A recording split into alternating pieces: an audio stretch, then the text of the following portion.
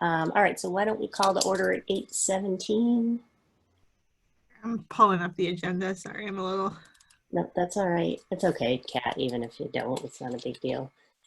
First order of business, Sharon, for you and I to approve the attached March 25th, 2020 minutes. So moved. And I will Submitted. second. You good, Sharon? Yes. Okay. Yes. I am as well. So we will approve those minutes. Okay. So what we wanted to do today, I think, is a couple things. The first was to have a discussion on our presentation for this, our first kind of virtual neighborhood meeting. And then the second piece to that conversation, I think, Kat, you had some conversation or questions around how best to get information out. How do we communicate this out to people? Yeah. We still need to have that conversation just in our current environment as to the best way to make sure we reach as many people as we can. So before we get into the TSKP draft presentation, I think I just wanted to make sure we were clear on who was speaking in total at the meeting, and trying to keep this as brief as possible. I think, you know, everybody's attention span's tough when you're doing meetings like this. So the bulk of the presentation, I think, should come from TSKP. I think that information they're providing is great, as well as giving an opportunity for people to do a question and answer after that. So I was assuming the best course of action here would be to just have a very quick welcome that I could provide.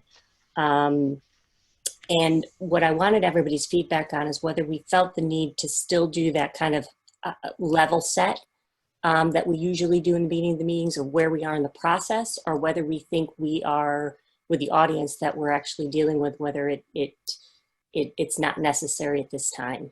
I don't know what people's thoughts are around that.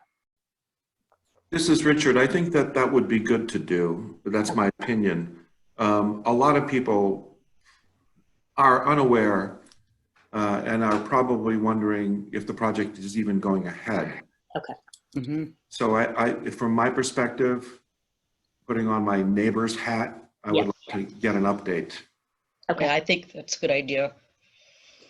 Okay, so I think that would be, at least mine would be just a welcome statement, just a brief update on, and that message might change, honestly, between now and when we have the conversation next week, but on where we are with the project as far as moving forward, as well as kind of just that general overview we usually do of the process. So very quick, very brief. I don't want to spend a ton of time on that because Sharon, I do want to give you an opportunity to just say a few words as well. Okay. Yes, that'll be fine. Yeah, if you don't mind, just to kind of not at all. bridge that gap and make sure that people understand that we have somebody obviously directly and closely involved in the project that understands concerns and needs, and that is a touch point for people. Right. And should I also say that, like, this is our first meeting, like we will be continuing the process? Absolutely. And okay. that will be something I'll tee up as well. So okay. But you reiterating that, I think, is very important, and being part of that conversation of saying, you know, that you are certainly somebody people can reach out to as well. It might be they're more comfortable reaching out to somebody who really understands, you know, the concerns and you know, maybe answer some questions a little bit differently than any of us can. Right, and I want to emphasize that Taisu Kim's really been working with us closely on it, and they're concerned about the needs. Correct. Because I think that's important. Anything else that you feel we need to cover prior to getting into the presentation itself? Or with that? No, I think that's good. You know, I'm thinking, you know, hopefully 5-10 minutes at the most for all of that.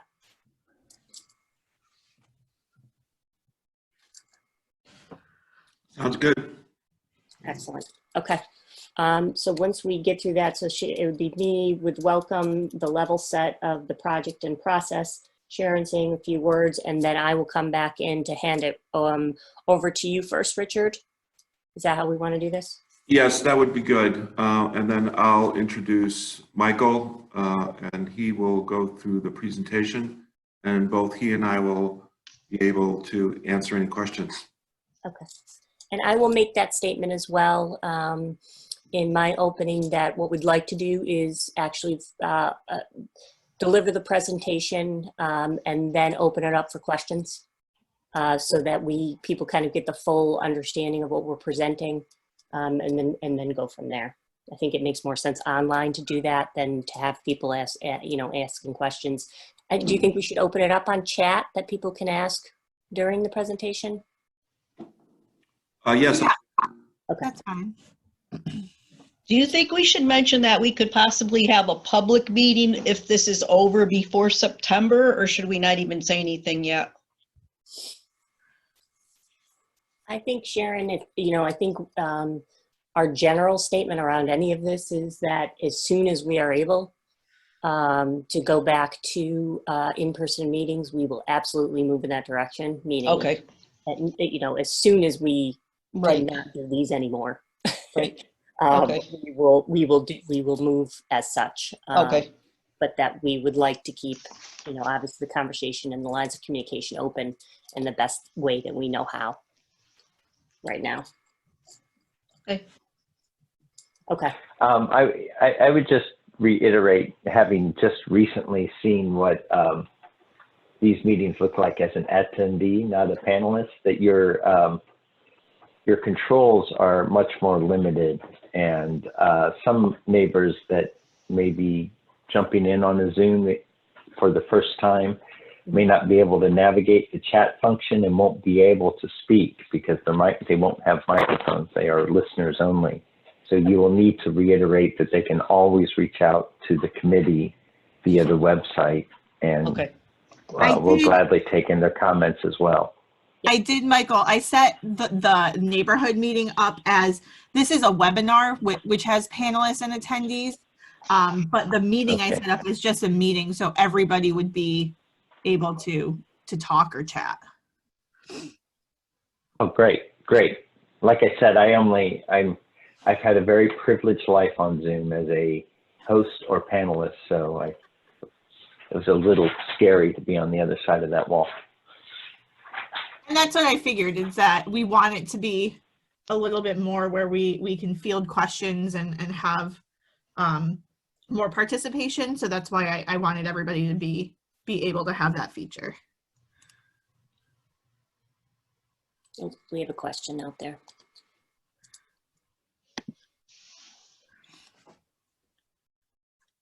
Oh, Carrie, you are muted. We got a question. How do I turn my audio on? Okay, perfect. Thank you. And thank you for showing us. That's a great way. That's how we will be interacting, just like that. Is it worth it, do we think? I mean, I don't want to overdo this, but I also want to make sure that we're giving people, that comfort level. Michael, I agree with you. I think, we're doing these daily or hourly at this point, but some people, this might be their first time of even kind of interacting with this kind of technology at all. Is there anything we should provide in addition to this presentation, you think? There must be something on video or something we can link out to give them a little bit of an understanding of how the technology works. Is that worth it or too much? I think it's worth it for people who are novices at this. I've learned a lot of things on YouTube, so there's got to be a link that we could give to invitees in advance. I would think that would be helpful, and it shows concern and thought for the neighbors' participation. Okay. Yeah, I think there is nothing we have to create necessarily. I agree with you, Michael. There's a ton of, even if it's just a minute or two of something to say, this is how it works. So if people are interested, that they have an opportunity to learn a little bit more, Kat. So I think it's maybe, we can probably put that on the website and even in the welcome letter too, maybe. Okay. Or not welcome letter, whatever it is. The invite. Yeah. Okay. All right. Anything else anybody can think of prior to us getting into the presentation?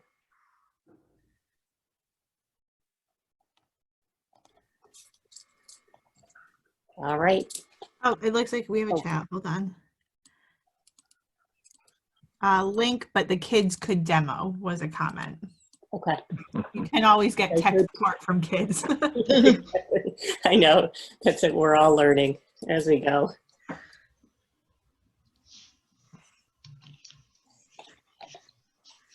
Awesome. Okay. All right. So, Michael, do you want to give us another quick walkthrough here? Absolutely. Kat, I need to be able to share my screen. Can you Yeah. grant me that? Of course. Thank you. You should have it now. I do. Okay, so hopefully this all looks familiar to you all. Can everyone hear me okay?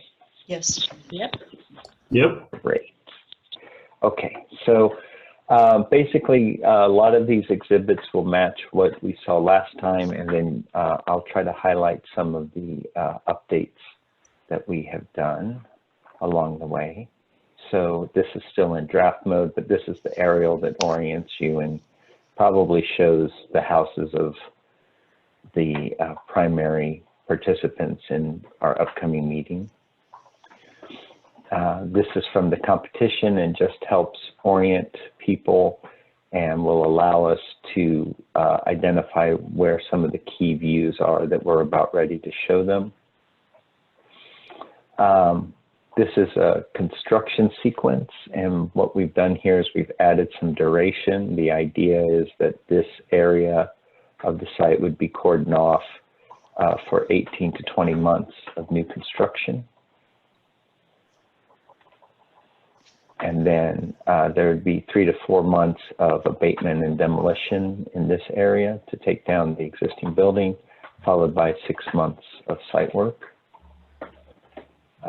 to the final site.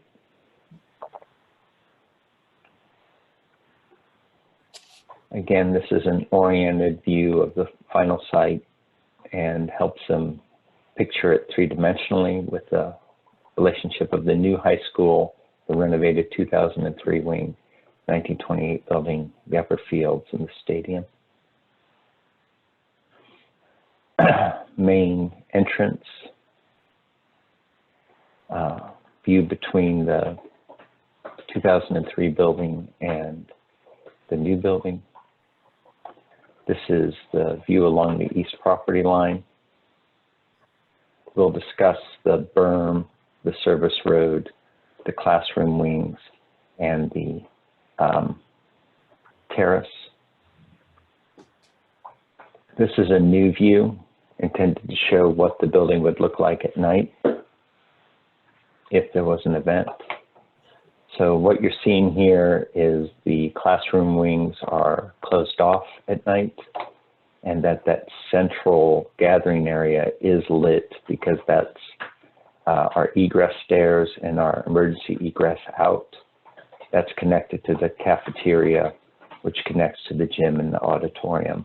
And then we, by code, will be required to light the egress path out to the public way, but we're doing that with low lighting that you see here. So hopefully this will assuage fears about light leakage over the top of the berm.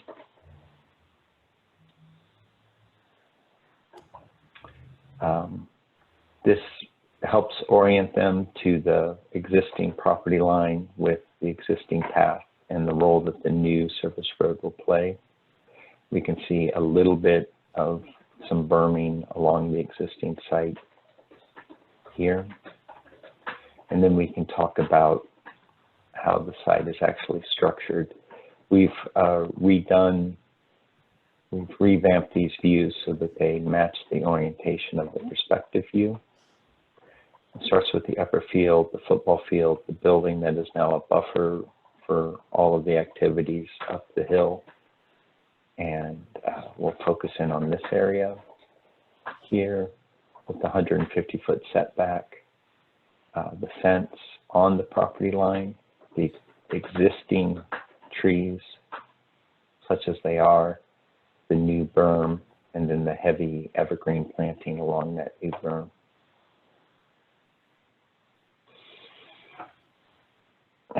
We tried to identify the key players that will help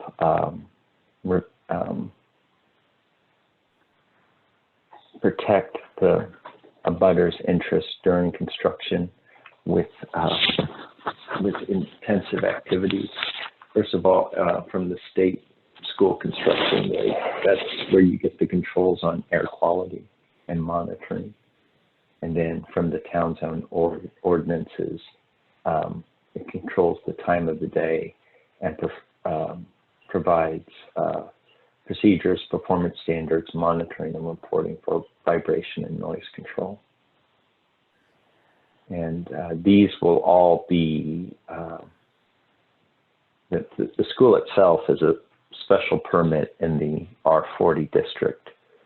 So the zoning commission will review all of these as part of the application and make recommendations and conditions on the special permit pursuant to this ordinance.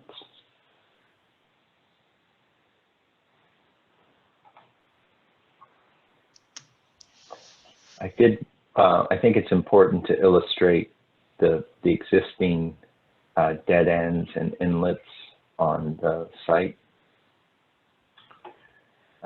This is the one at Briarwood with a small pedestrian path.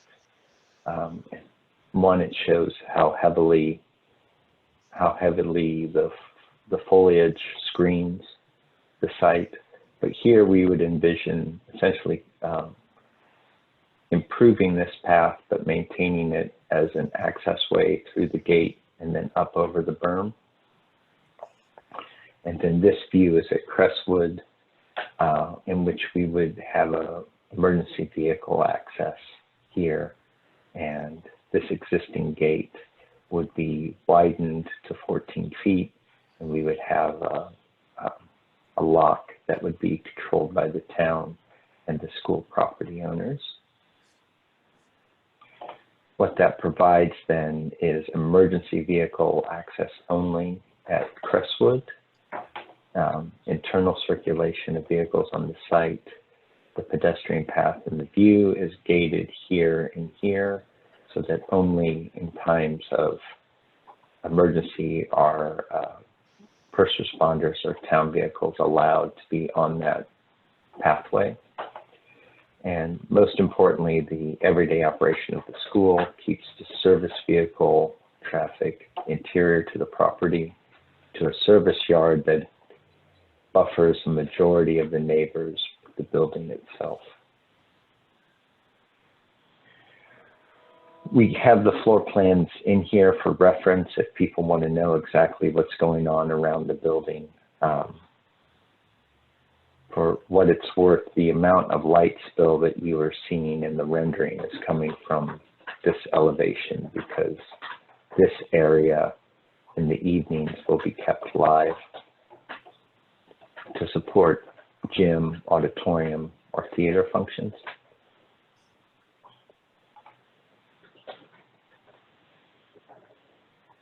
And again, the floor plans are here for reference only. For the school administration and central office, there is, I guess we want to be careful what we say, to what we commit to the neighbors when we talk about this rendering. I know that often when I'm at this existing high school after hours, there's quite a bit of programs that are going on throughout the school. And I just want to make sure that you're comfortable committing to shutting down the learning communities at night. So this is Kathy. There's continuing education that does have use of maybe, part of one of the areas. So, we could say first floor or something like that, but definitely we have a lot of programming at night, a lot of events, but the programming is usually in classrooms for continuing education. I would also say on the emergency exit, I would probably make the point that we would only use it if there was an issue with Monteith. I mean, we, typically. Oh, you're right. Yeah. Right. Because even now, we've knock on wood, not had that situation. It's in the event that there was an issue on Monteith and emergency vehicles could not get through. So it would be very, rare for us to use that emergency exit. I agree. It is worth, I understand that you're very busy at night. I mean, I've seen that directly. You do have the alternative high school, and you do have these classrooms here, as well as these classrooms that are more interior to the school. But you don't want to paint yourself into a corner about night usage of all of these spaces.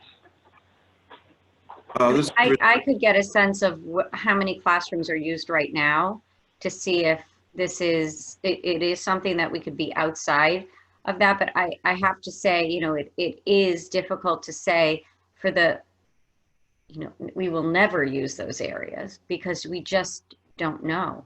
I mean, look at the situation we're in right now. There's always, things that happen that we don't anticipate. And so it's a little worrisome to say it would never happen. I think we would minimize it, but I do have to get a sense from continuing ed how many classrooms they use right now. I'd like to add a comment, which is that our projects typically include window shades for interiors, for the interior of the windows. And so some of these shades could in fact be blackout shades. I think you want to be good neighbors. Right. And so we can certainly represent that it is possible to control light spillage from the interior through the windows by the use of those shades, which are part of the project anyway. Mm-hmm. But the most important thing is that you are going to be respectful of the neighbors. Yes. And certainly neighbors can participate in site plan reviews by planning and zoning at the appropriate time when there are public meetings. And certainly if the neighbors express their concerns, then that could even be a condition of approval going forward, that the school would agree to include in the project budget interior window shades. And I would also stress that there would not be comings and goings into the building on the neighbor's side. It's strictly light spillage that might be a concern.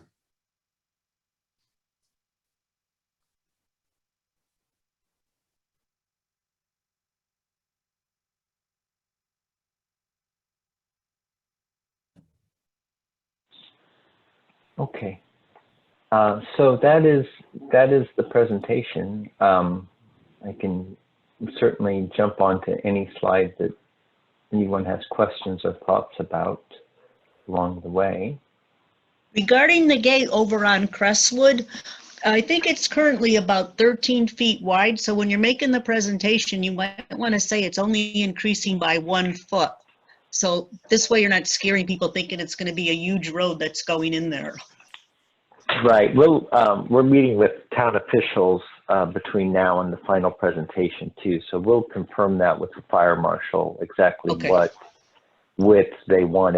Frankly, if we can go thinner, because the fire truck is only 14 feet when it's got all of its gear out. If we can go thinner, we will. Okay, great.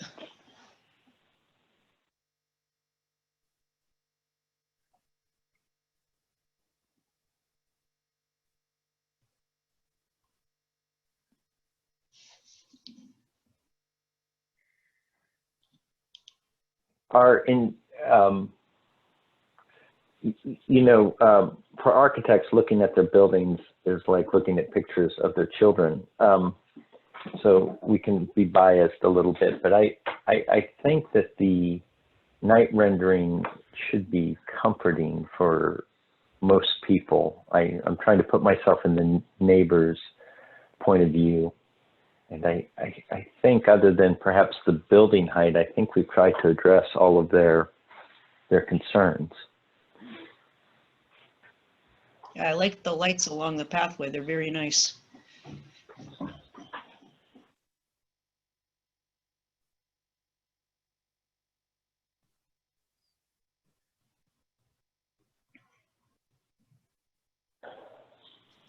All right. Oh, Michael, just one quick question. This is Megan. I think last time we talked a little bit about that backside parking lot as well. I didn't know if that was anything we needed to discuss in more detail or not. That one right We there. can, yeah. I think, I mean, in reality, the berm starts back here and comes around up to about here. Okay. So we could make that more explicit, that this parking area, you know, all of the vehicular traffic, the headlights are going to hit the face of the berm rather than shine into Okay. neighbors' yards. But we can make that more explicit in the graphics.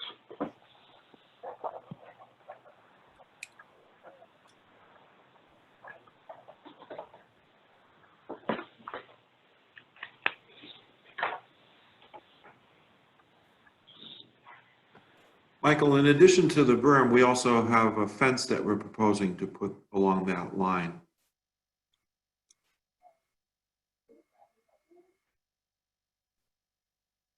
Right. Right, and per the, you know, we called it out as a 6-foot high fence. There's actually no requirements that I can find in Farmington zoning ordinance about the height or composition of that fence. To the extent that we want to be good neighbors as part of this project, we could consider giving the neighbors a better fence than what they have now along the rear property line, whether it's wood slats or completely solid, something other than a chain link fence. You would have to fund that through the referendum money, but it could be a give to the neighbors to give them an attractive rear fence.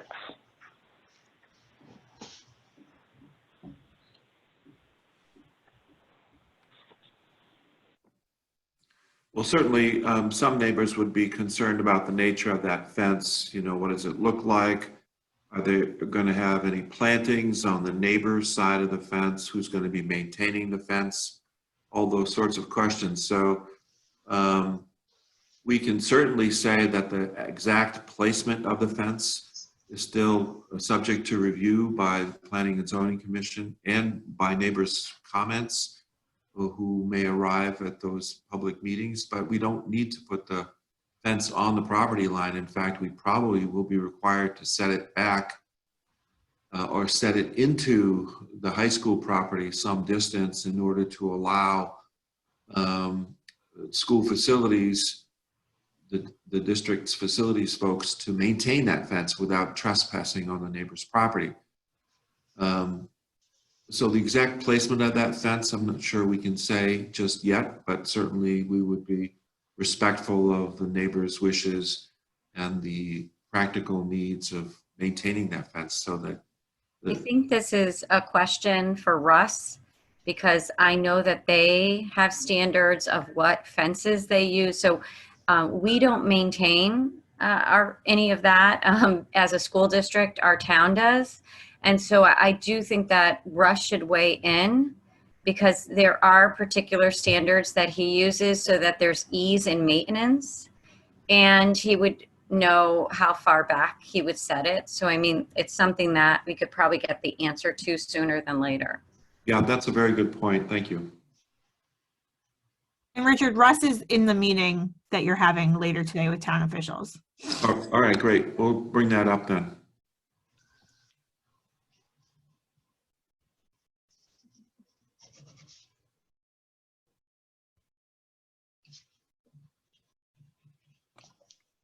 Michael, I have some other photos of the gate, and when I had walked the property early on in the summer. I'll forward what I have to you. I don't know if they'll be helpful, but maybe different views. That's great, Mark. I'd appreciate that. As long as I have lots of leaves on the tree, I'd love to use them. Okay.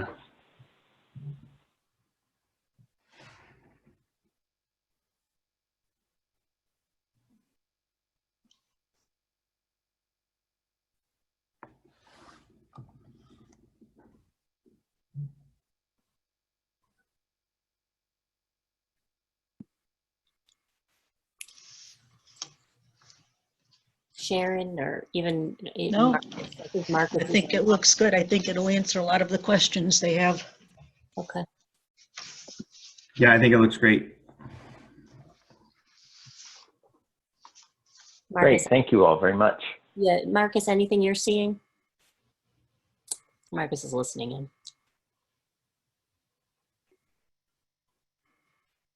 Okay.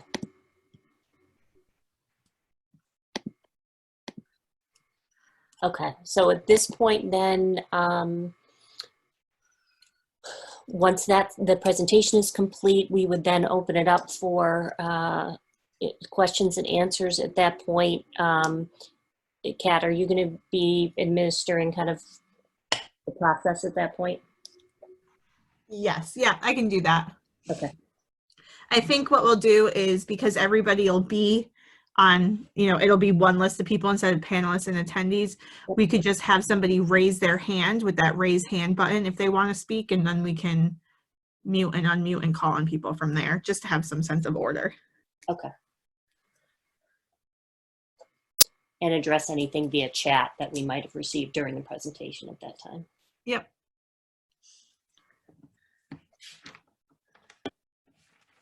Okay. All right, anybody have any other thoughts around this before we get into communication of the event?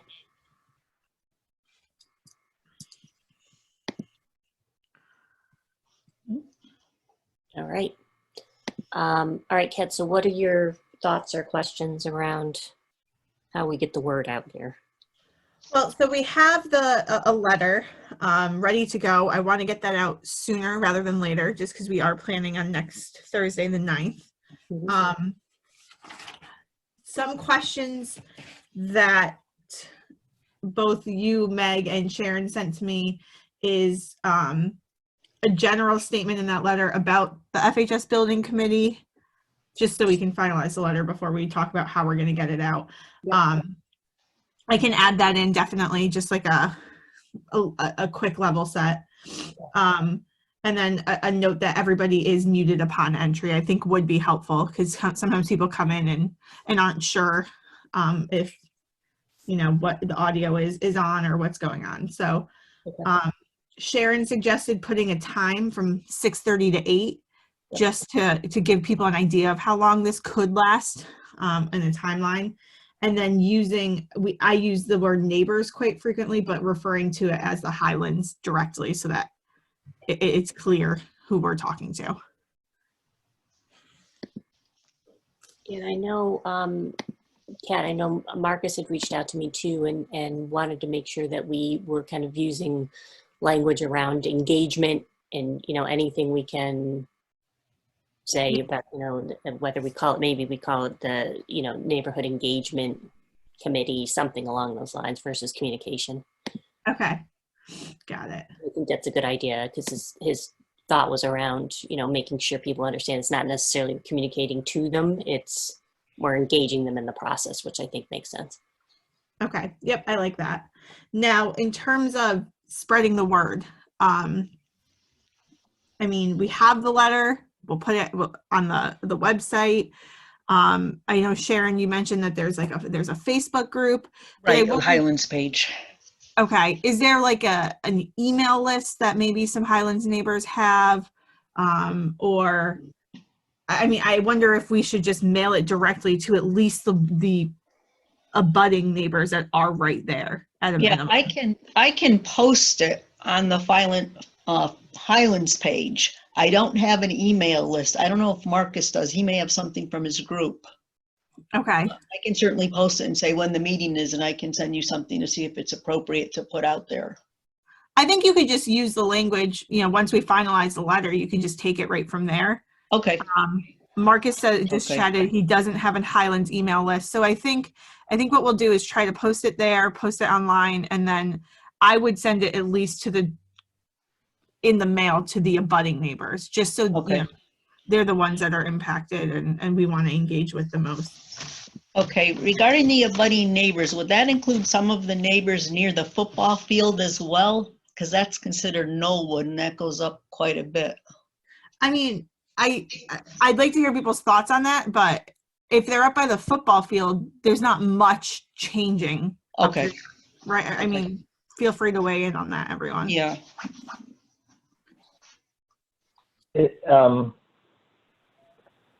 One easy cutoff would be all that would be noticed when we put in our special permit application, so that we can take the measure of everyone's comments now rather than when we go into P&Z. But that would include all of the, the full perimeter of the site. Okay. So that way you're not preferencing the east abutters, you're letting everyone have a voice as to what happens on the project. Okay. okay. I agree with that as well. I think if Yeah. we can, yep, that's what Marcus is saying too. Anybody I think who's abutting at all. Michael, can you go back to the overall site plan? I don't think there's that many that are actual abutters. So I don't think the list would be that extensive. Hard to see, I guess. Yeah, it would include everyone whose property touches this. Right, who This touches that edge. border there? Looks like there's some pretty thick trees. But I don't know that I think we would all feel like we're not affecting them at all, and so let's get them into a meeting now and Yeah, tell them right, that we're not that- affecting them at I'm all. 100% on board with that. Yeah, I was. Yeah. Yeah. I Do don't you think think- there's more than 50 houses that abut, I would guess. Thinking about it. Do you think if I get it done and get it in the mail today, do you think we're giving people enough notice for the meeting? I would say under normal circumstances, no, but under our current circumstances, I think we are actually.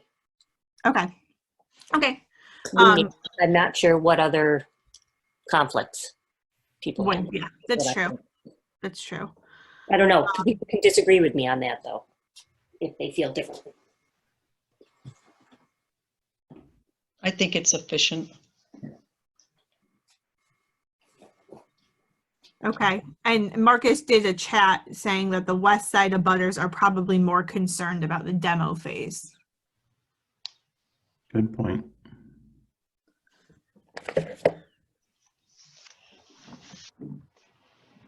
Kat, the other option I have too, and I don't know whether we want to have this, but I did have, I think, 3 separate individuals specifically reach out to me around this who are neighbors, who were interested in being engaged.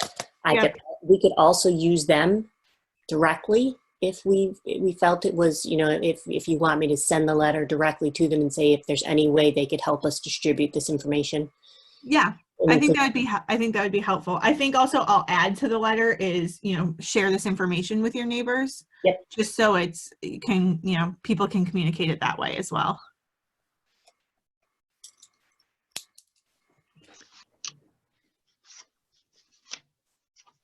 Okay, so I think that's good. We'll get this out today so that people can put it on their calendars.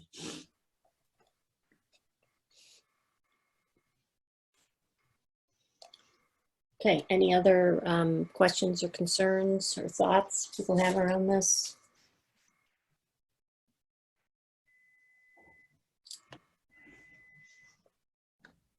I guess the only thing would be if anything big came out of the meeting this afternoon. Yeah. That you guys had, if you let us know if there's any huge changes. Okay, we'll follow up if there's any concerns. Otherwise, if you don't hear from us, I don't think there's a big concern. Okay, and Marcus is asking about the date of the meeting, Cap. We had decided last time that it's going to be Thursday, April 9th at 6:30. Kat, I take it the format's going to be similar to this presentation. Yes, yep, exactly. Okay. Yeah, when you have the revision letter, could you please send it to me? Then I can put it out on the Facebook. Yep, absolutely. Okay, thank you. I know we have most of us, or if all of us, have our videos off, but for the sake of the neighbors, it would be more reassuring to actually see the presenters. So I would suggest at least TSKP would have their video on, rather than having just some anonymous voice talking in the background. I think that's That means I would have to shave. Yes, you would have to shave, Michael. It's been a while since I had a haircut, but that's all right. We'll do it. And borrow my Flowbee. Desperate times now. Yeah, I think it's a good idea, Michael. We can definitely do that. Or Richard, sorry. It was Richard with the idea. Thank you.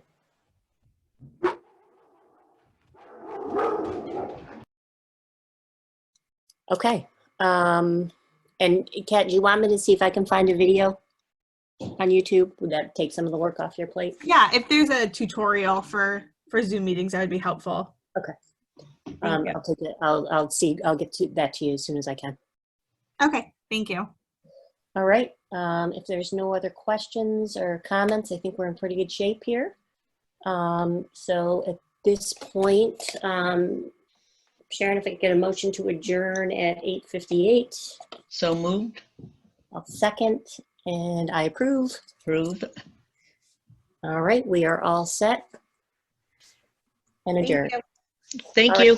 Thank you very much, everybody.